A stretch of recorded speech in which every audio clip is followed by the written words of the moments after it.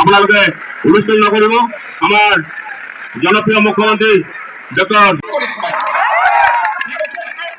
এতিয়া মই মাসকলক দুটা কথা কম। এই যে 10,000 টকাটো পাব গিৰিয়েকক দি নিদিব, ঠিক আছে? গিৰিয়েকক নিদি আমি কি কৰিম, এই 10,000 টকা গিৰিয়েকৰ ব্যৱসায়টো আমি দিব পাৰোঁ। ঘৰত 10 গৰাকী মহিলা লগ লাগি আমি এটা সমিতিও খুলিব পাৰোঁ, 1 লাখ টকা হ'ব।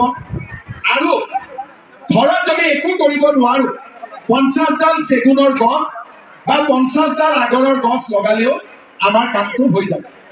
এই 10,000 টকা যোনে মই কোৱাৰ দৰে ভাল কৰি ব্যৱহাৰ কৰে তেওঁলোকক মই আৰু পিছত তেওঁলোকৰ বেংক একাউণ্টত মই আৰু 25,000 টকা জমা কৰিম।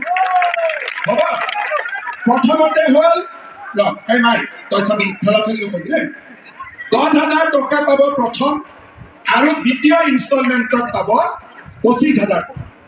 এতিয়া ল'ৰা ছোৱালীবিলাকক মই ক'লো যে 1.5 লাখ চাকৰি ওলাব, 1 লাখ হ'ল, 50,000 আকৌ ওলাব। মই যেতিয়া মুখ্যমন্ত্ৰী হৈ থাকিম বা বিজেপিৰ চৰকাৰ থাকিব বছৰে বছৰে চাকৰি ওলাই থাকিব, আৰু বিজেপিৰ চৰকাৰে চাকৰিৰ নামত কেতিয়াও টকা নাখায়। কংগ্ৰেছে অংগনবাড়ী নামত চাকৰি খাইছিলে, কেতিয়াও বিজেপিয়ে পইচা নাখায়। কিন্তু চাকৰি পাবৰ কাৰণে ল'ৰা ছোৱালী পঢ়িব লাগে। এইবাৰ মেট্ৰিক পৰীক্ষাৰ ৰিজাল্ট দিলে 82 ল'ৰা ছোৱালী মেট্ৰিক পাছ কৰিছে নে নাই? দুদিন পিছত হায়াৰ ছেকেণ্ডাৰী ৰিজাল্ট দিব। আমাৰ 82 ল'ৰা ছোৱালী হায়াৰ ছেকেণ্ডাৰীও পাছ কৰিব।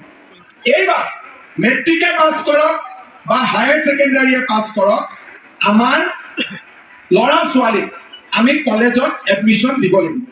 এতিয়া কলেজৰ এডমিশ্যন দিওঁতে আমাক 15,000 টকা লাগে, আমি টকাটো ক'ত পাম? সেইকাৰণে এইবাৰ চৰকাৰে সিদ্ধান্ত লৈছে যে কলেজত এডমিশ্যন এইবাৰ আমি বিনা পইচাত কৰি দিম, কোনেও 1 পইচাও দিব নালাগে। বুজি পালে? ইয়াৰ পিছত যিবিলাক ল'ৰা আৰু ছোৱালী কলেজত এডমিশ্যন ল'ব, এডমিশ্যন ফিজ কাৰো নালাগে। কিন্তু যিবিলাক ছোৱালী কলেজত এডমিশ্যন ল'ব তেওঁলোকৰ বেংক একাউণ্টত মামাই 10,000 টকা প্ৰত্যেক বছৰে দিব। প্ৰত্যেক বছৰে দিব, এদিন দুদিন নহয়। তাৰমানে যিবিলাক ছোৱালীয়ে কলেজত এডমিশ্যন ল'ব তেওঁলোকক কোনে পঢ়াব? মামাই পঢ়াব। তেওঁলোকৰ ল'ৰাবিলাকক দেউতাক মাক আৰু চৰকাৰে পঢ়াব, আৰু ছোৱালীক মামাই পঢ়াব। এতিয়া ইউনিভাৰ্চিটিত পঢ়িলে আমি বছৰত 25,000 টকা কৰিম, আৰু কলেজত পঢ়িলে 12,500, হায়াৰ ছেকেণ্ডাৰী পঢ়িলে